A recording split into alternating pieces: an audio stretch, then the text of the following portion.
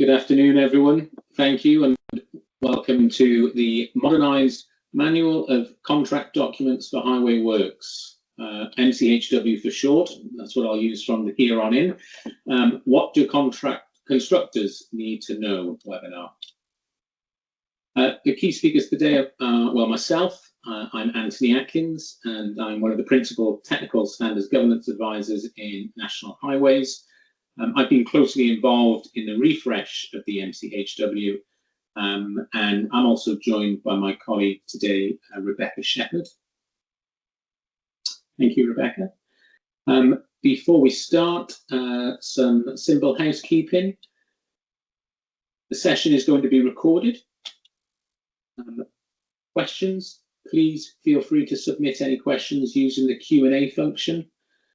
Any questions raised today will be circulated after this webinar. We won't be answering questions during the webinar, we'll take them away. We have disabled the chat function to avoid any duplication or confusion. And the session should take no more than an hour. So without further ado, we'll get started. There are many different roles that might interact with the MCHW and the DMRB documents. There were webinars held at the publication of the updated MCHW, which introduced the key implications for these different roles. You can catch a recording of those webinars on the MCHW Information Hub. I'll touch on the MCHW Information Hub a little later on. In terms of the focus of today's webinar, we will be focusing specifically on the impact of the changes on constructors. This is our agenda. We're going to touch on a brief introduction to the MCHW and the recent changes. Note, this was something that was covered in more detail in the previous webinars, which you're able to go back and view. As I mentioned, these are accessible on the MCHW Information Hub. We're going to cover the impact on constructors, a practical overview of reading a specification, and closing remarks. The content in this webinar is mostly made up from information which can be found on the MCHW Information Hub, and you can access this using the QR code on the slide currently on screen. Alternatively, you can access it through the Standards for Highways website, where again there is a link for the MCHW Information Hub.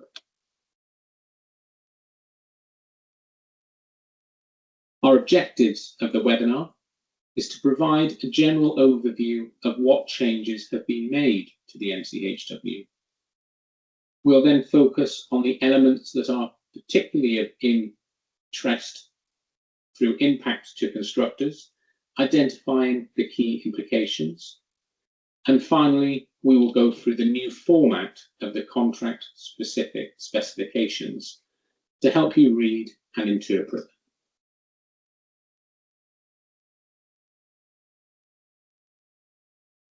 So this section will describe at a high level the changes to the MCHW. Building on previous webinars, which are available on the MCHW Information Hub, we recommend you watch back these webinars to get a better understanding of what has changed and why, as this session will be more practically focused. But before we get into that detail, let me start by defining what we're talking about when we say DMRB and MCHW. The DMRB is short for the Design Manual for Roads and Bridges. It defines the design requirements for every aspect of the road infrastructure. The MCHW is the Manual of Contract Documents for Highway Works, our standard suite of specification documents included within the construction contract. National Highways, on behalf of the Secretary of State, looks after both the DMRB and the MCHW for all overseeing organisations in the UK. That is the Welsh Government, Transport Scotland, and the Department of Infrastructure Northern Ireland. And these two document sets are both published on the Standards for Highways website and are developed in collaboration with those overseeing organisations. The MCHW was the focus of these most recent updates, but note also that several DMRB documents were also updated as a consequence of the MCHW changes. Many of you will be familiar with how the DMRB was refreshed in 2020. This MCHW refresh is a continuation of that wider activity to modernise the standards for highways. Many of you may have seen this slide before, but it's worth touching on the sense of the scale and the condition of the MCHW prior to its update. In April 2020, the MCHW comprised 7 volumes encompassing 126 individual documents, 571 drawings, and a total of nearly 3,500 pages of content. On average, these documents were over 11 years old, with all requiring editorial review, technical updates, or in some cases, withdrawal. Beyond age, there were notable inconsistencies in style, formatting, and presentation of requirements. With no templates for developing contract specifications, these varied widely in both structure and quality, making it difficult to ensure clarity and uniformity across projects. This context underscores the importance of the work that has been undertaken to modernise the MCHW. It hasn't just been a tidy up of legacy content, but it's been to create a more coherent, accessible, and future-ready framework for delivering world-class highways. Today, the MCHW has been transformed into a modern, streamlined resource. It now comprises 3 distinct document sets, covering 95 individual documents and a little over 2,800 pages of fully digitalised content. These are all available in HTML format, making them significantly more accessible and easier to navigate via the Standards for Highways website. The content is now fully up to date, aligned with current industry practices, standards, and the design rules in the design manual. We've established consistency in style, format, and the presentation of requirements, including clear national variations. In addition, templates for contract specifications can now be downloaded from the Standards for Highways website, offering greater clarity and efficiency in project delivery, and that is one of the key areas we'll be focusing on today. I'm now just going to touch on the key changes that have been introduced to the new MCHW. First up is a restructuring of the document set. There is a new document style, the introduction of the templates to create contract specifications, as just mentioned, the introduction of country-specific versions, the updates to align the design manual with the construction requirements, and selected updates bringing the technical content up to date and in line with industry practice. This webinar is going to focus first on the implications of these changes for constructors. The most noticeable change is the new structure, so I'll briefly run through this now. As I said, in the old world, the MCHW contains 7 volumes. As you can see on screen, the updated MCHW now contains 3 sets of documents. First up we have the new specification for highway works, and this primarily draws from what was Volume 1, and this covers the constructor requirements. This is used at the construction stage of a project. Next, we have the instructions for specifiers, and this primarily draws from Volume 2 and is used at the contract preparation stage of the project.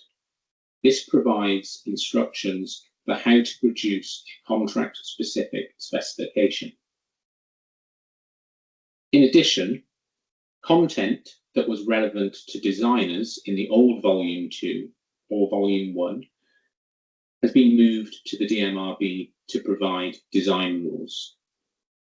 Similarly, on what was Volume 3, the drawings or highway construction details, this is a very frequently asked question. All the drawings in Volume 3 were reviewed as part of the MCHW refresh programme, and relevant content has been transferred to the design manual or the specification for highway works as applicable, as requirements or as a figure. There is no longer a Volume 3 equivalent. On the MCHW Information Hub, you'll find a table showing where the content from each drawing has been moved to. So you can refer to that to find out where the content you were looking for has gone and whether it has been retained, amended, or removed. Finally, Volume 4 is the basis for the new method of measurement for highway works, the MMHW. In terms of the number of documents, there are 44 specification for highway work documents. There are 45 instructions for specifiers documents. 44 of those are associated with the specification, and there is one introductory document. And there are now 50 method of measurement documents. 44 of those are associated with the specification documents, and the remaining 6 are standalone.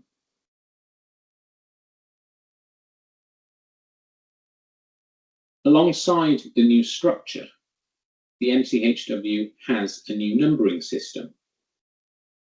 In refreshing the MCHW, we took the opportunity to aligning the numbering system with the matrix of technical requirements we introduced for the design manual in Road Period 1. This matrix, currently displayed on screen, provides the framework for alphanumeric codes. The first letter of the document numbering system indicates the discipline. The second letter corresponds to the project lifecycle stage, and the number depends on the specific topic.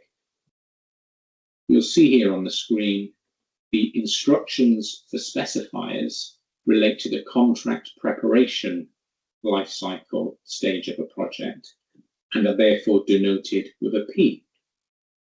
The specification for highway works documents, these relate to the construction stage and are therefore denoted with a C.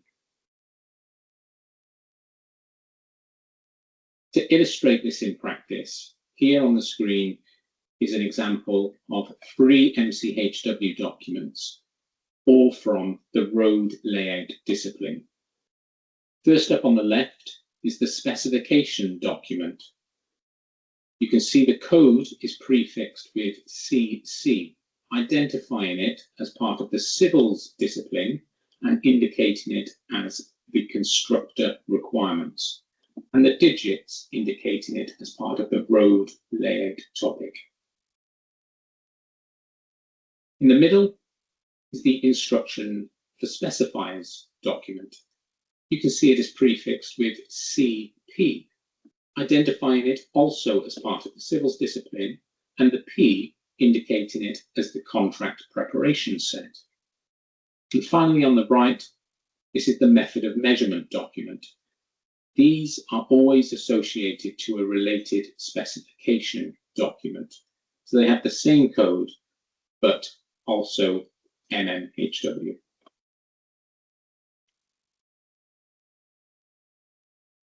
The updated MCHW was published in September 2025, and contracts let after that date are implementing the updated documents.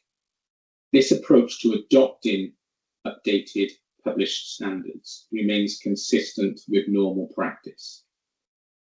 You'll find detailed implementation requirements stated within the new GP 110 Introduction to the MCHW.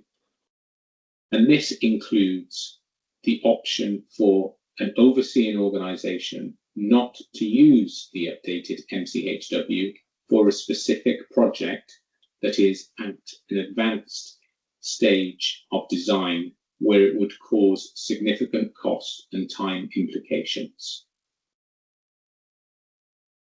This means we are in a bit of a transition period as projects begin to use the updated MCHW while existing projects continue to use the older version of the MCHW.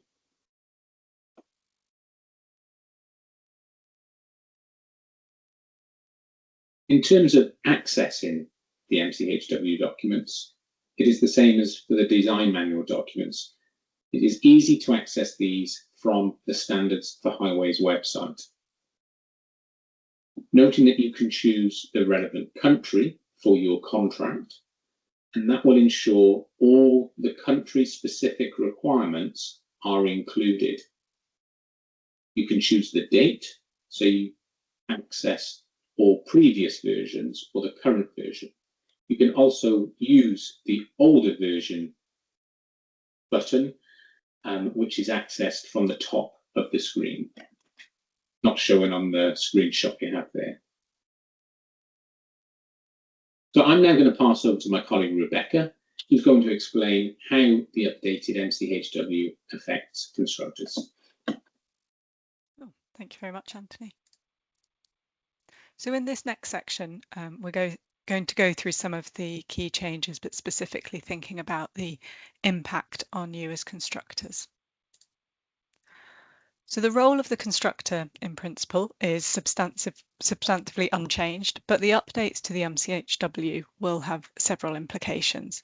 So in this section, we'll highlight some of the main changes that may be particularly applicable to you. So in terms of the areas that we'll run through in this section, there are new general principle documents, and these replace the preliminaries. They introduce the general requirements that are the foundation for the specification. So we'll run through some of the key differences between the old and the new MCHW relating to these general requirements. There's also a change to the clause style and structure. That's to make it consistent and aligned across the whole document set, which means that the look of the specification and how you read it will change. There's also been the introduction of the work-specific requirements to replace the contract-specific appendices, so we'll touch on that as well.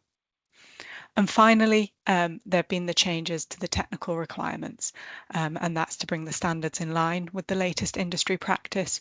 And we've got a few different people to share kind of the key highlights from their discipline in terms of those technical changes.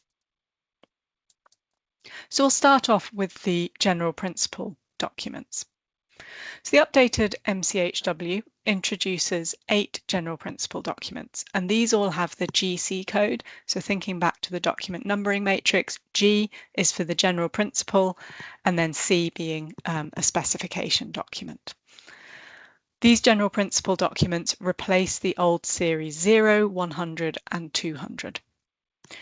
So the first of these is GC 100, the Introduction to the Specification of Highway Works. So this introductory document, along with the its completed work-specific requirement, will define the contract specification. It will also bring in the relevant work-specific requirements for that contract, so identifying what aspects are applicable for that contract. It identifies who the overseeing organisation is and who has overseeing organisation delegated functions. And this is also where contract drawings and models will be brought into the contract. And finally, this is where the default date for external documents is set. So those are things like British standards or ISO standards. The next document is GC 101. So this is the general requirements for the specification for highway works. And in this document, there's the overarching requirements for a number of aspects, as you can see listed on the slide. And these general requirements apply across all the other specification documents and will be applicable to all contracts using the MCHW. So it's worth getting familiar with what these general requirements are. The location and the style of some of the core requirements has changed in the updated MCHW.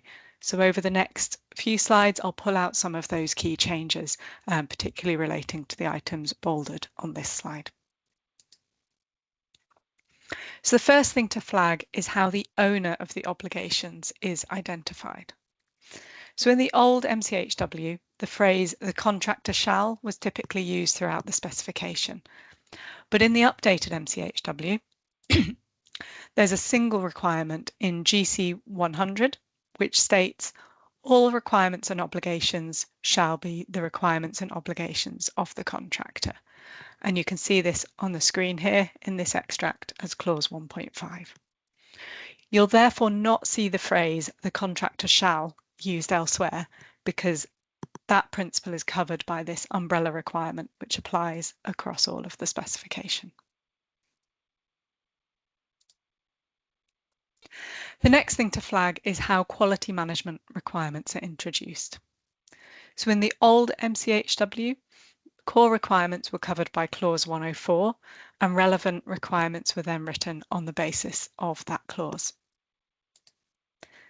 In the updated MCHW, core requirements relating to quality management are stated in GC 101, section 5, which you can see on the screen here.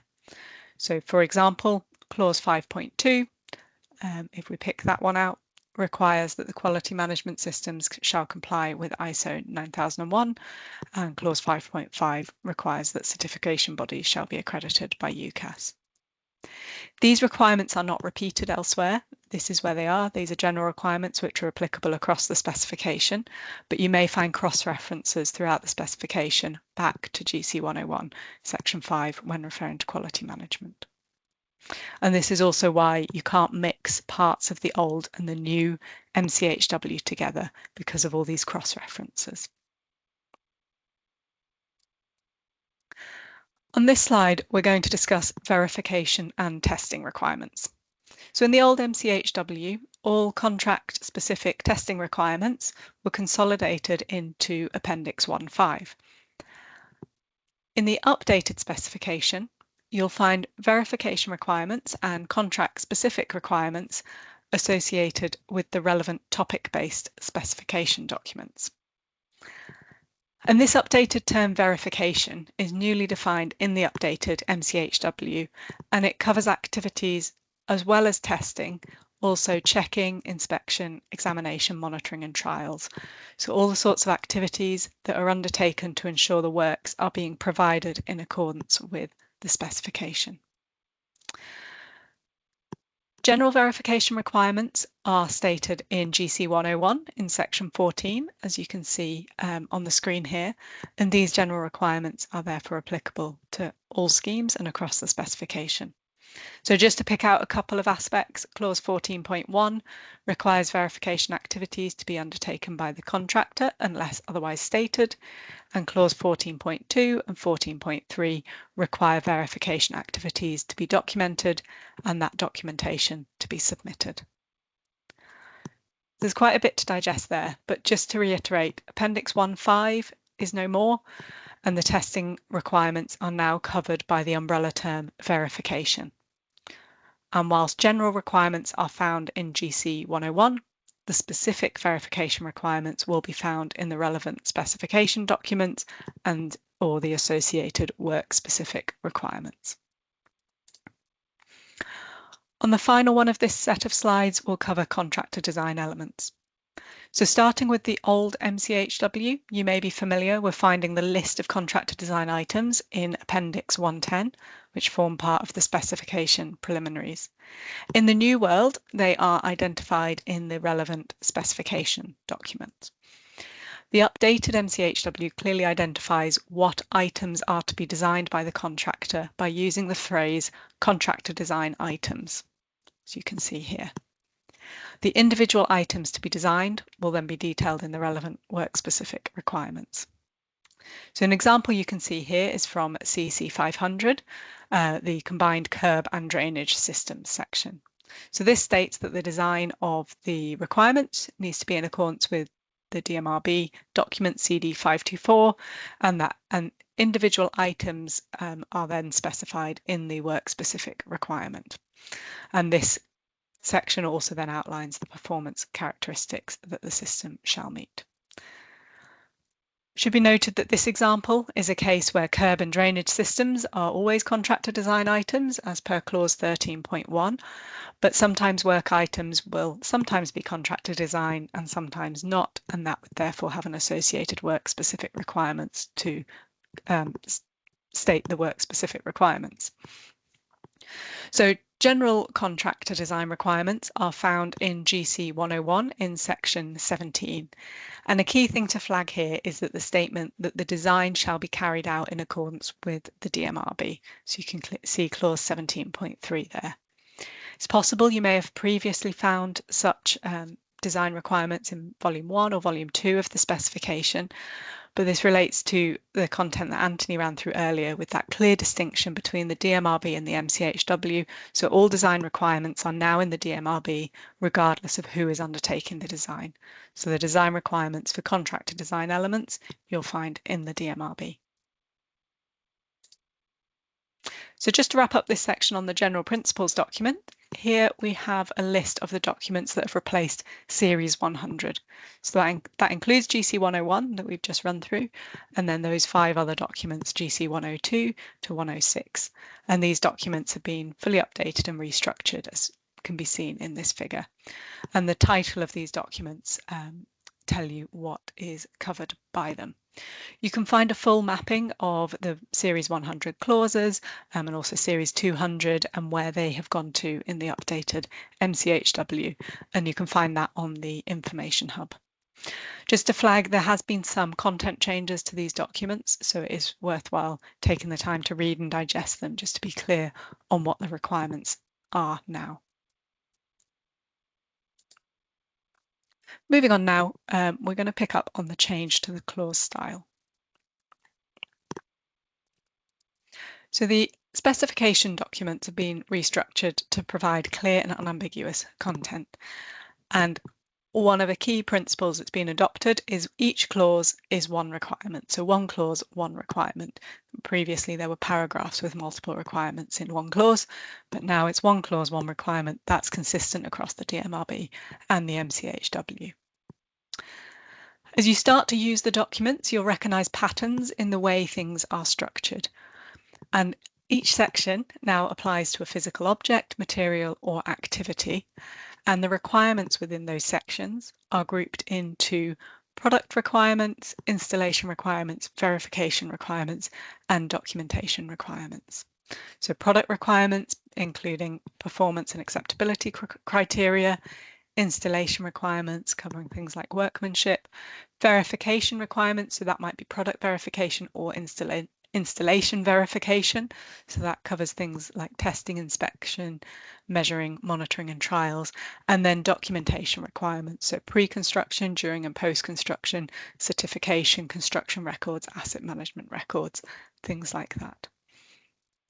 Construction requirements are now presented with consistent patterns so that similar topics are treated the same. So they've got the same standard format structure. So as you get familiar with the MCHW, you'll start to see that kind of consistency in structure and style kind of within the clauses as well. And on the screen here on the right is a typical contents page showing the structure of this typical MCHW section, and you can see those categories being picked up with those titles. Another stylistic change you might notice is the specification. In the specification is the use of consistent verb forms. So you'll generally find only two verbs being used throughout the specification and the work-specific requirements, and that is shall, which is a requirement of the overseeing organisation. So those requirements may be changed through departures, and must being a legislative requirement. So those are required by law.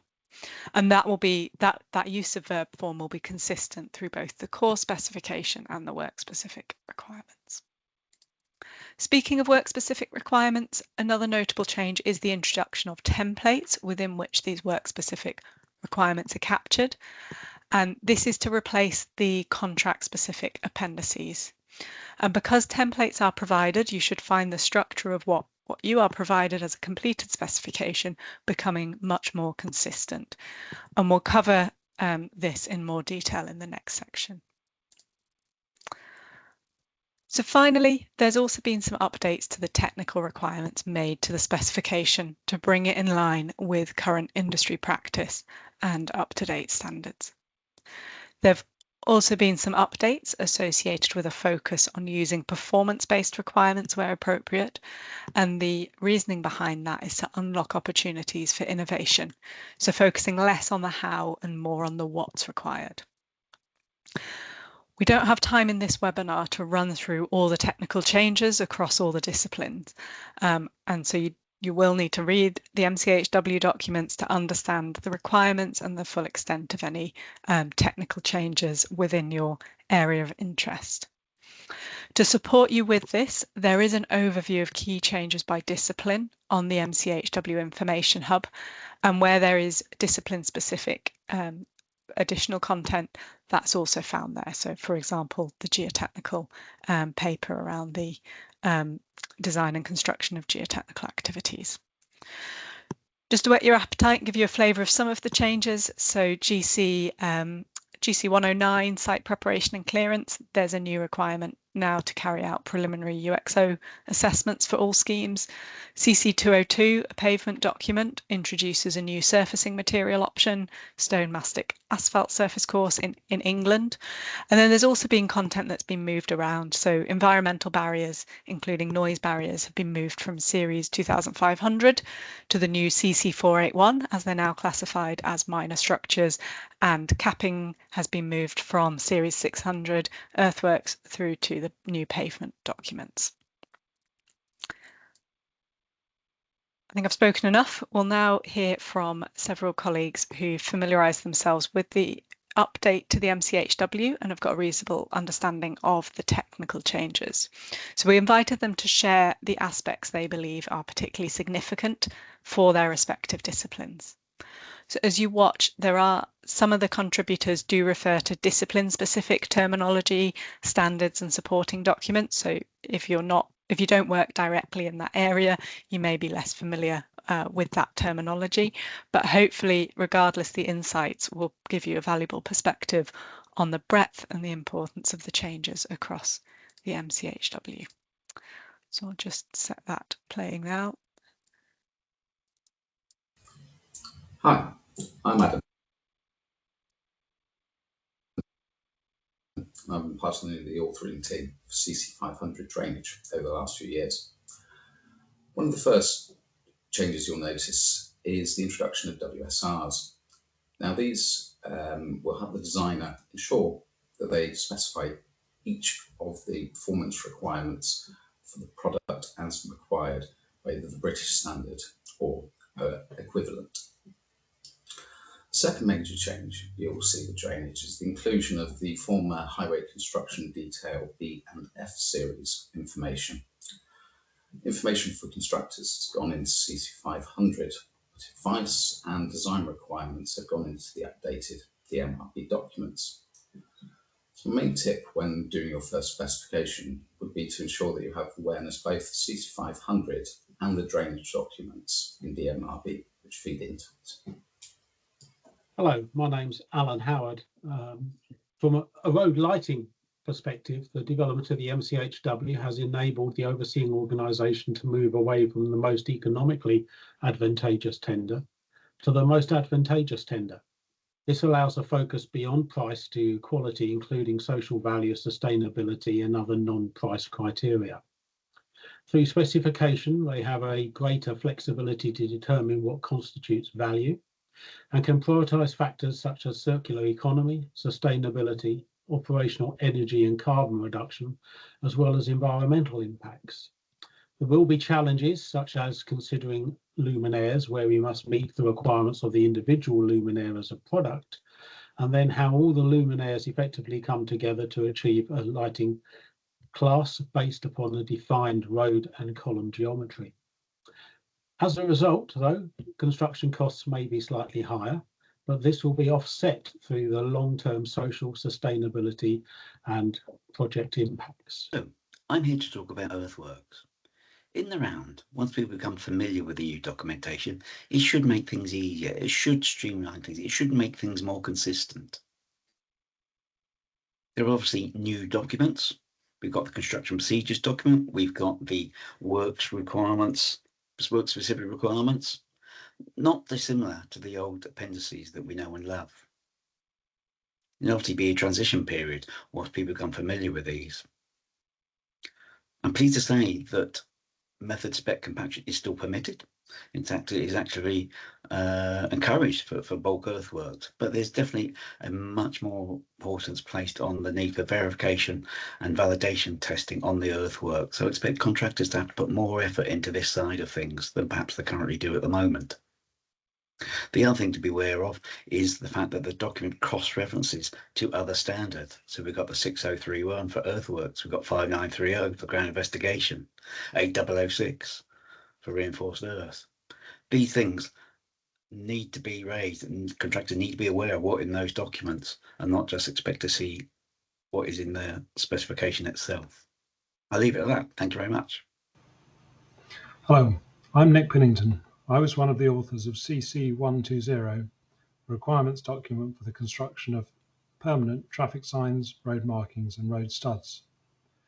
CC 120 is one of the new requirements and advice documents that emerged from the updating of Series 1200 of the specification for highway works, together with CD 120 for the design of permanent traffic signs, road markings and road studs, CC 130 for the construction of temporary traffic signs, road markings and road studs, and also the removal of road markings, and CC 101 for the construction of traffic signalling systems. CC 120 includes several key updates. For example, the specification of upright traffic signs has now been aligned to BS 12899 Part 1, replacing long out-of-date references to BS 873. Contractor designed items have been explicitly included for aspects of upright traffic signs where the supplier typically makes design-related decisions.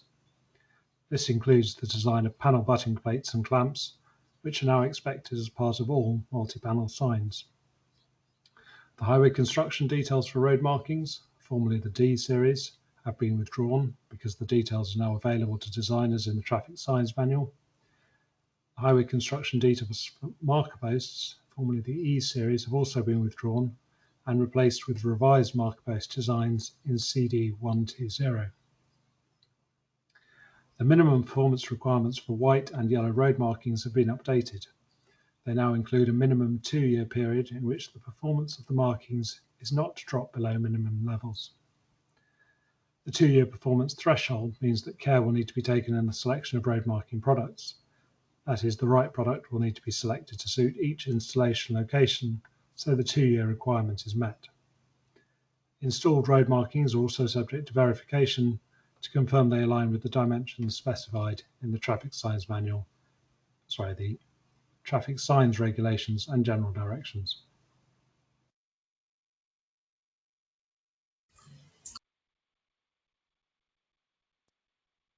So thank you very much to those who contributed to that, and hopefully you found some of those insights interesting. So as you start to apply the updated documents within your projects, we would welcome your feedback as well.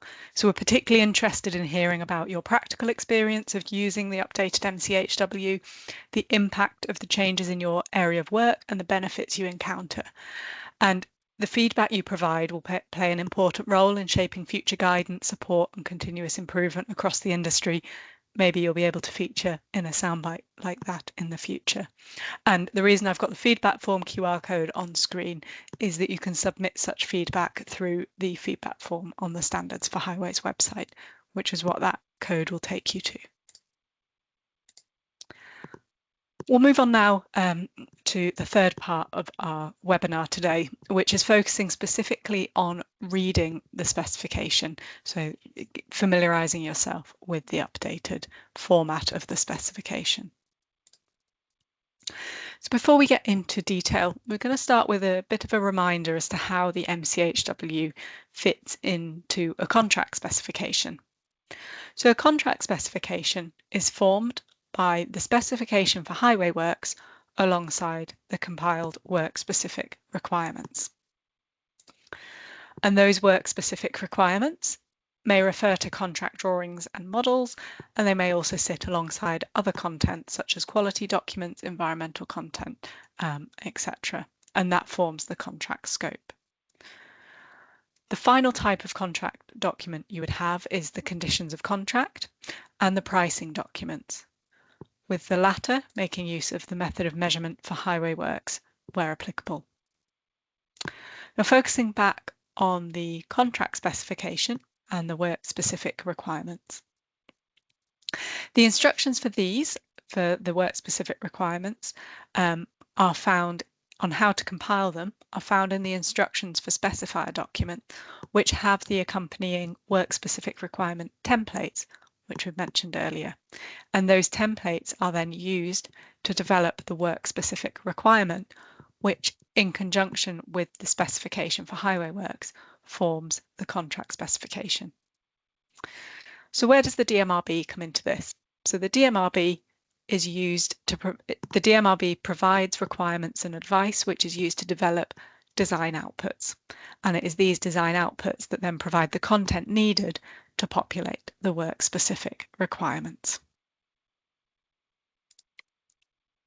So the general principles of a contract-specific specification haven't changed, but the format through which the requirements are presented have changed. So in general terms, the specification for highway works references a work-specific requirement section, which will have been populated with the work-specific requirements. The contract-specific appendices have been replaced by the work-specific requirements, and these have standard templates. And these templates will mean that constructors should receive more consistent specifications between schemes. But because these are work-specific requirements, you do need to check each time for those scheme-specific requirements.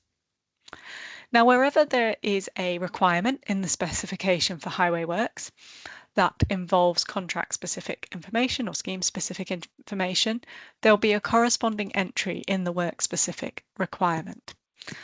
So you can see in the example here, clause 1.1, 1.6 and 1.7 all reference CC 481 WSR 001, which is, if you have the work-specific requirement in spreadsheet form, would be a tab.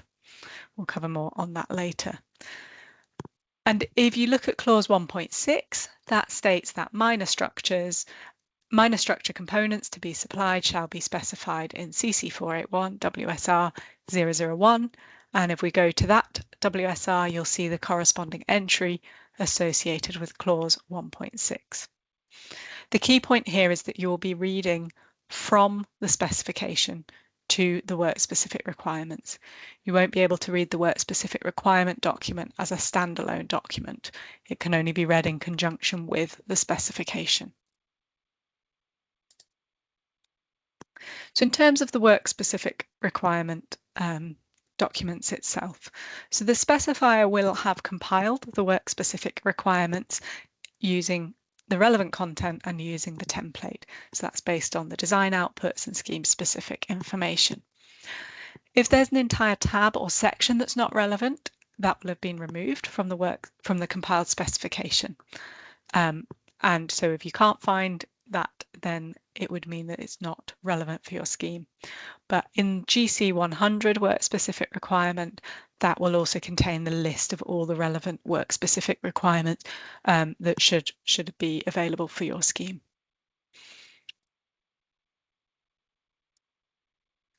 Within the work specific requirements itself, you will need to check the purpose of each item.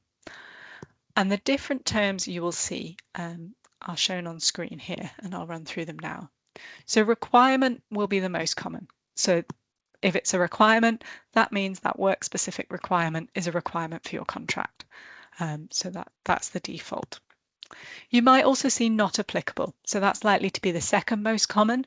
And that's used, for example, it's used when the work specific requirement is not applicable to your scheme. An example of where that might be the case would be if the specification clause says this is the requirement unless otherwise stated in the work specific requirement, and there might be nothing to otherwise state.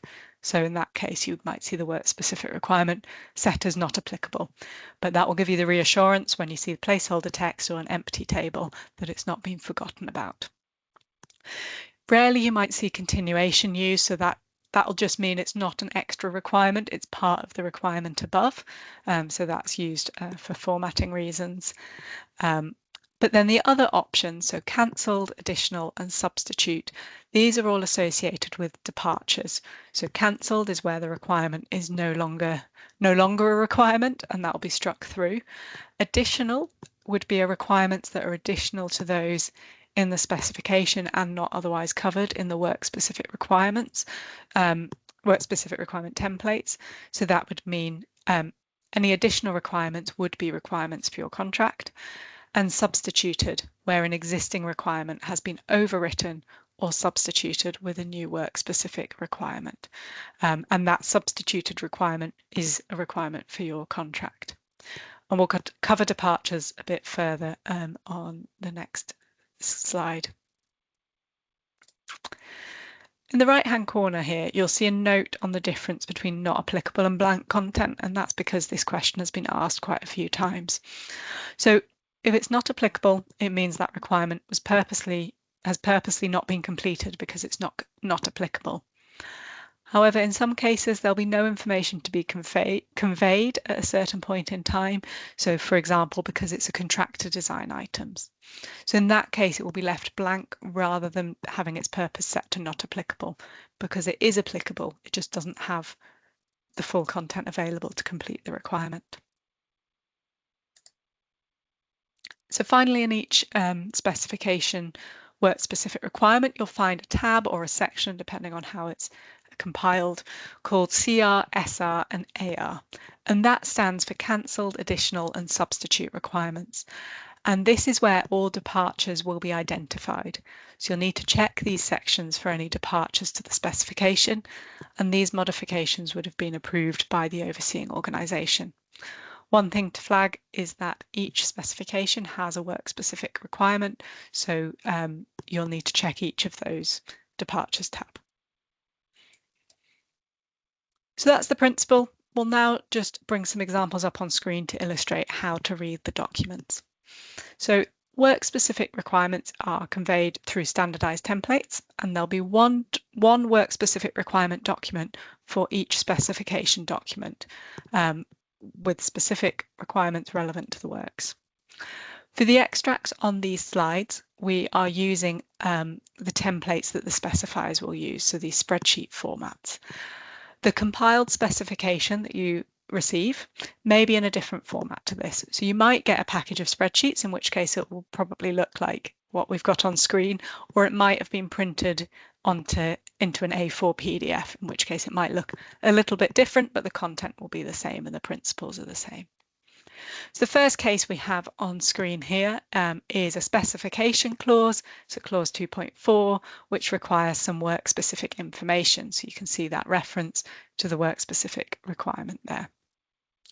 So as a reminder, you would read from the specification to the work-specific requirements. So you've got that excerpt from the specification on the left, and then the relevant work-specific requirement on the right. So the detail, the work-specific detail for this requirement will then be found in the work-specific requirement template. You also see an example on the screen here below of a requirement that's not applicable. Departures are a little more complex. So as a reminder, because you've got one work-specific requirement document for each specification, you'll need to check each of these documents for the tab or the section called CR, SR and ARs, which covers departures. And this is where the departures will be listed. So you'll need to check these for each contract because they might change the core specification. And on the next 3 slides, we'll cover each type of departure. So here you will see a specification requirement that has been cancelled. So the reference column will state the specification clause, and then it says delete this specification requirement. So that will mean this clause is not a requirement for your scheme in this case. If there's a related work specific requirement, you would, for example, if it was clause 9.2, which has 9.3, which has a work specific requirement, you would see it say delete this specification for highway work requirement and the corresponding work specific requirement. And then on the work specific requirement tab, it would be struck through. On here, we can see where a specifier has substituted a requirement. So this is listed on the Departures tab. So it says under substituted requirement, delete this requirement and insert the new requirement given in this work-specific requirement document. So that means this clause, 9.2, is not a requirement for your scheme, but the clause that is on CC 601 WSR 009, which will link back to 9.2, will have the requirement that is the requirement for your scheme. So it's signposted from the Departures tab, but the detail will be in the relevant work-specific requirements section to keep that topic-based content together. And finally, this is an example where the specifier has added a requirement in the specification. So on the Departures tab, it says add the requirement shown in, and then because it relates to an existing topic area, it references a work-specific requirement tab or section. And then if you go to that tab or section, you'll see those additional requirements here, and then the detail of the requirements there, and they will be requirements for your contract, but just for that contract because they are additional to the core spec. If there is an additional requirement for which it's not otherwise covered in the specification, so it doesn't have an obvious WSR tab or section that it belongs to, in that case you would have the full additional requirement on the Departures tab. So that's the only case where you would have the full detail on the Departures tab. In all other cases, the Departures tab will act as a signpost. So that brings this section to a close. So just as a reminder, the contract specification comprises the specification for highway works in conjunction with the compiled work-specific requirements. And these core requirements apply across all schemes, with the work-specific requirements turning them into a scheme-specific or a contract specification. So I'll now hand back over to Anthony, who will take us to the end. Thank you, Rebecca. Hi again, everyone. So as Rebecca said, we're on to the final section. Pretty short this bit now, where I was going to run through some of the available support.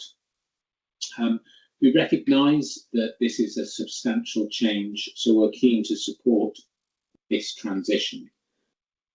The MCHW Information Hub, well, this is a website that covers essential guidance for the implementation of the updated MCHW. It is accessible via the Standards for Highways website. We developed the Information Hub as a supporting tool to help users transition to the updated MCHW and consequential amendments to the DMRB documents. You'll find on the MCHW Information Hub relevant guidance and information on the key changes, as we've described throughout this presentation today, including information on what has changed with a clear document mapping and how the updated documents operate contractually. You can also find information on how it affects the different roles involved with the use of new technical documents. The Information Hub is a central hub of all information that will support the industry transition to the new MCHW. We recognise that people will be coming to the updated MCHW at different times, so the MCHW Information Hub will remain live for as long as it is needed, and it is regularly kept up to date.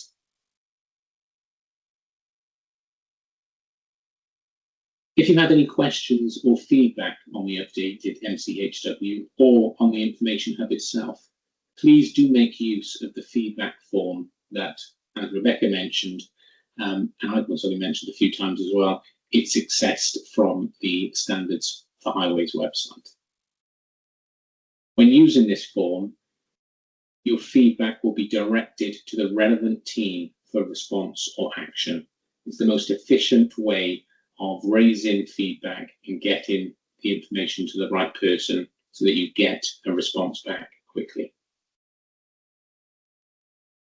Please do get in touch, as this will help us ensure the information is supporting the industry in transitioning well to the updated MCHW and DMRB documents.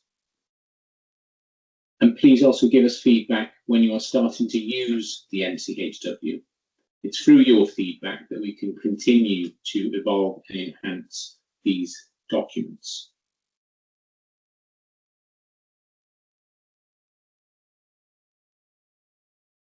Just closing this out, during this webinar, we've covered information that we hope will be useful to you in adopting and using the new MCHW.